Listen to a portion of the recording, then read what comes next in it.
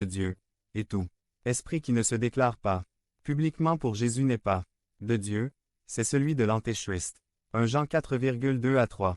Car plusieurs séducteurs sont entrés dans le monde, et ne déclarent pas publiquement que Jésus-Christ est venu en chair. Celui qui est tel, c'est le séducteur et l'Antéchrist. 2 Jean 7. Paul.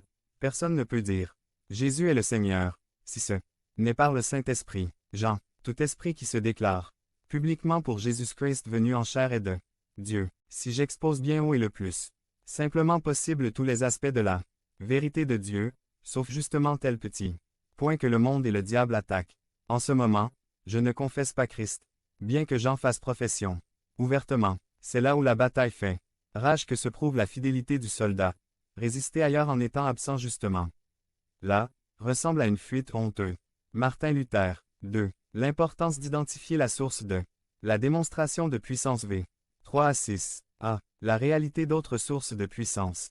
B. Le danger d'une séduction par des démonstrations de puissance. C. Le moyen d'identifier la source de puissance. Je connais tes œuvres, ton amour, ta foi, ton fidèle service, ta constance, et tes dernières œuvres plus nombreuses que les premières. Mais ce que j'ai contre toi, c'est que tu laisses la femme Jézabel, qui se dit prophétesse, enseigner et séduire mes serviteurs. Apocalypse 2,19 à 20. A. La réalité d'autres sources de puissance. B. Le danger d'une séduction par des démonstrations de puissance. C. Le moyen d'identifier la source de puissance. D. Le moyen d'évaluer la valeur d'un don de l'esprit. Guérissez les malades, ressuscitez les morts, purifiez les lépreux, chassez les démons. Vous avez reçu gratuitement, donné gratuitement. Matthieu 10,8. A. La réalité d'autres sources de puissance.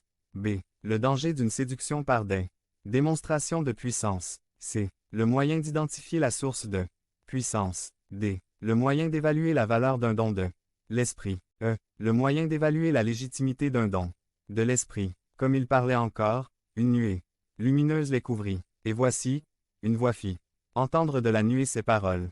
Celui-ci est mon Fils bien-aimé, en qui j'ai mis toute mon affection. Écoutez-le. Matthieu 10,8.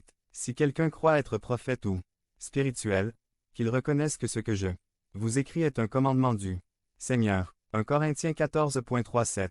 1 Corinthiens 8 à 10. 1,1 à 9. Introduction. L'appel à la sainteté et ses effets. 1,10 à 4. 21. 5,1 à 6. 20. 7, 1, 40. 8, 1, 11. 1. Les divisions dans l'Église. L'immoralité dans l'Église. Le mariage dans l'Église. La liberté dans l'Église. 1. Nous ne pouvons pas aborder tous les sujets de